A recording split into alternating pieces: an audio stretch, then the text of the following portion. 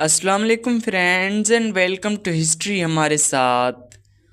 دوستو، صلاح الدین اس وقت برسر اقتدار آیا جب مشرق وسطیٰ کی بوکلم سیاست غیر معمولی طور پر تغیر پذیر تھی۔ اسے سخت کٹھن کام درپیش تھا۔ ایک طرف وہ شیعہ خلیفہ کا وزیر تھا تو دوسری طرف دمشق کی سنی العقیدہ فوج کا سپہ سالار۔ ملک اندرونی شورشوں اور بیرونی خطروں سے دوچار تھا۔ بہرحال یہ امن کے لیے مفسد اور سازشی عناصر کے انسداد کے علاوہ اسے یروشلم کے کونا مشق جنگجو حکمران کے حملے کا خطرہ بھی ہر دم لاحق تھا۔ چند امیر اس گمنام نوجوان کی سیادت کو گوارا نہ کر سکے اور آتش حسد سے جل کر اپنے لشکروں سمیت دمشق واپس چلے گئے۔ باقی ماندہ امیر منتظر تھے کہ کب نور الدین اس کی جگہ کسی اور کو نامزد کرتا ہے، لیکن صلاح الدین نہایت صبر و سکون سے ان پریشان کن حالات کا مقابلہ کرتا رہا۔ بالآخر وہ کامیاب ہوا اور اس نے اپنے عظیم الشان یورپی ہم عصر حکمرانوں یعنی فریڈرک باربروسا اور رچرڈ شیر دل سے بھی زیادہ ناموری اور شہرت حاصل کی۔ دوستو، ابتدا ہی سے وہ متحمل اور مستقل مزاج تھا۔ اس کے آباء و اجداد کرد تھے۔ کردستان کے کوہستانی علاقوں میں شیخ قبیلے کی سیادت مسلم تھی۔ اسکاٹ لینڈ کے کوہستانی قبائل کی طرح اس زمانے کے کرد بھی دو ضابطوں کے پابند تھے، یعنی تلوار اور اطاعت امیر کا ضابطہ۔ وہ عربوں کے مثل تھے، ویسے ہی لمبے پتلے اور بلاکوش اور جذباتی۔ ان کے اخلاق میں قدیم یونانی بزرگوں کے شریفانہ تکافر کی جھلک نظر آتی تھی۔ ان کا قول ان کی ضمانت تھا۔ ان کے نمک خوار، ان کی تلوار کی عزت سے مامون رہتے۔ کرد فطرتاً جنگجو اور مذہباً نیک مسلمان تھے، لیکن یہ عجیب بات ہے کہ اس کرد کو محض جنگ آزمائی سے کوئی رغبت نہ تھی۔ اسے تو محض لڑنے کے لیے لڑنا گوارا تھا۔ دوستو، وہ مصر جانے پر آمادہ نہ تھا۔ خدا کی قسم، اگر مجھے مصر کا تاج و تخت بھی پیش کیا جائے تو میں نہیں جاؤں گا۔ میں ان مصائب کو کیسے بھول جاؤں جو میں نے اسکندریہ میں جھیلے تھے۔ لیکن اسے نور الدین کے فرمان پر سر تسلیم خم کرنا پڑا۔ یہ وہی نوجوان سپہ سالار تھا جس نے ایک دفعہ شیرکو کے حکم سے مسیح محاصرین کے خلاف اسکندریہ کی 2.5 مہینے تک دلیرانہ مدافعت کی۔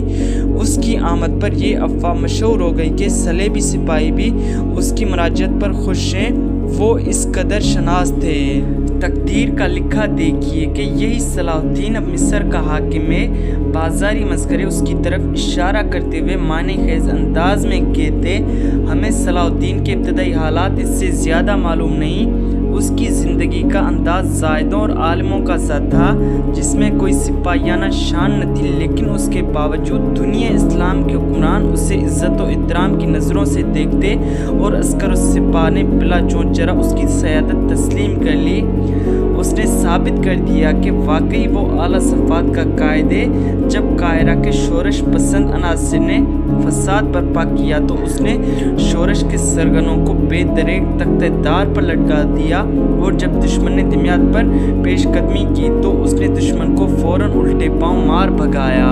پھر اس نے تیزی سے صحرا کو عبور کر کے ممالک کی سرحدی چوکیوں کو تہس نہس کر دیا۔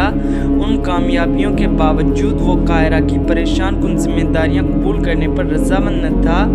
اس کا دانشمند اور سیاست دان باپ ایوب دمشق کا والی تھا۔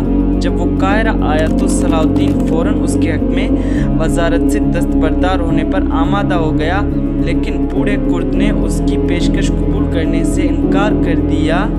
میں تمہاری قسمت میں کیوں دخل دوں؟ خدا وزارت تمہیں مبارک کرے۔ چنانچہ صلاح الدین اپنی تمام تر توجہ بدنظمی کا انسداد اور نظام حکومت بحال کرنے پر صرف کرنے لگا۔ اس نے نہایت تندہی اور جاں فشانی سے یہ کام سر انجام دیا اور ثابت کر دیا کہ واقعی وہ حاکم بننے کا اہل ہے۔ دوستو، قاہرہ کی حالت ناگفتہ بتھی۔ آگ سے جلے ہوئے، طاعون سے اجڑے ہوئے اور گندے پانی سے سڑے ہوئے اس شہر کو کئی نسلوں سے مضبوط حکومت نصیب نہ ہوئی تھی۔ نئی آبادی کے محلے اور مسجدیں پختہ موٹی اینٹوں کی فصیل کے اندر واقع تھیں، وگرنہ باقی شہر ایک نیم برباد خرابے کی صورت بھوری پست پہاڑیوں اور غزہ کے اہرام کی چوٹیوں کے درمیان پھیلا ہوا تھا۔ کھنڈروں میں دن کے وقت بدو منڈلاتے پھرتے اور جب دریا پر شام کی دھند چھا جاتی، مقبروں کے پتھر اکھاڑ کر لے جاتے، لیکن بازاروں میں گہما گہمی بدستور قائم تھی۔ ملبے کے ڈھیروں سے دولت کی چمک مانند نہ پڑی تھی۔ بازار کی محرابوں تلے خوش رنگ قالینوں کے انبار لگے رہتے اور پٹسن کی گانٹھوں کے ساتھ روغن زیتون سے لبریز مرتبان رکھے نظر آتے۔ فارس کے جواہرات و موتی اور ہند کے گرم مسالوں سے معمور صندوقچوں کے اوپر رات کو دگمگ اور لالٹینوں کی روشنی کھیلتی، اور آنی دروازوں کے باہر مغرب اور ریگے کبھی ایکل شمشیر باز پہرے پر ایستادہ ہوتے۔ تنگ اور پرپیٹ سوق کی پھول بھیلیوں میں ہر وقت طرح طرح کے تاجروں اور خریداروں کا ہجوم رہتا۔ نیلے لباس والے یہودی آرمینیا اور وینس کے عیسائی خریداروں سے اونچی آواز میں تکرار کرتے سنائی دیتے۔ ان نصرانی خریداروں کے گلوں میں گھنٹیاں آویزاں ہوتی جو ان کے عقیدے کا اعلان کرتی رہتی۔ دوستو، یہ الف لیلہ کی دنیا کا ایک شہر تھا، شب و روز پر رونق رہنے والا، عافیت گدا اور دانشگاہ، جبہ و عمامہ سے آراستہ عرب شیوخ اور سرخ کپڑوں میں ملبوس حبشی سوق میں شانہ بشانہ چلتے نظر آتے۔ دیبا و حریر میں سرتاپا ملفوف نازک اندام چرکسی کنیزیں عصا بردار سیاہ فام خواجہ سراؤں کے حلقوں میں تیزی سے گزر جاتی اور فضا خوشبو سے مہک اٹھتی۔ غلاموں کی منڈی میں نو وارد نیلی آنکھوں والی سفید فام یونانی کنیزوں کو ترک زادے بے باک نگاہوں سے گھورتے۔ جواہر نگار غلطوں میں ملبوس مملوک عمرا مہینہ بھر میں کچی اینٹوں کے محل کھڑے کر دیتے اور مقتول دشمن کی لاش پر قالین بچھا کر دعوت اڑانے سے بھی گریز نہ کرتے۔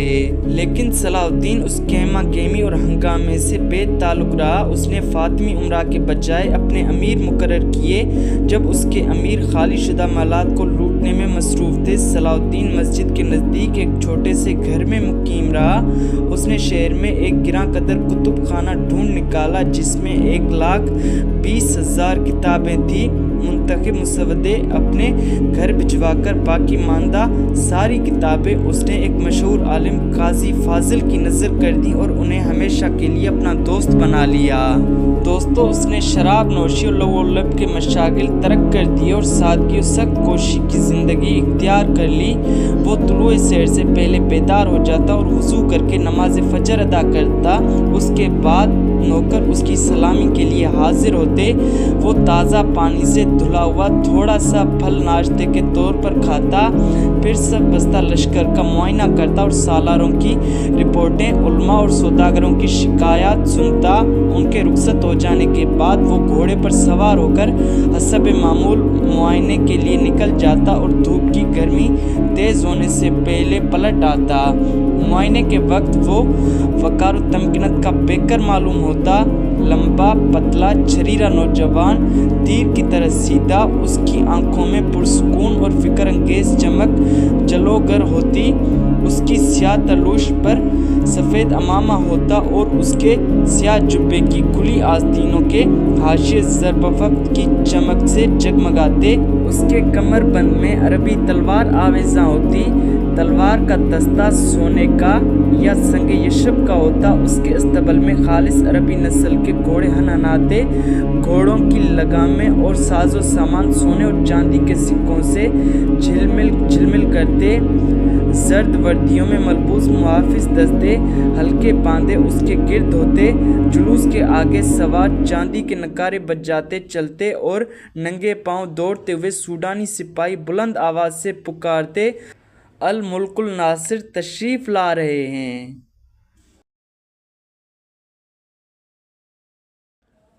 دوستو، امید ہے یہ قسط آپ کو پسند آئی ہوگی۔ اگر یہ قسط آپ کو پسند آئی ہو تو ویڈیو کو لائک اور شیئر کر دیں اور چینل کو سبسکرائب کر دیں تاکہ آنے والی ہر نئی قسط کا نوٹیفیکیشن آپ کو ملتا رہے۔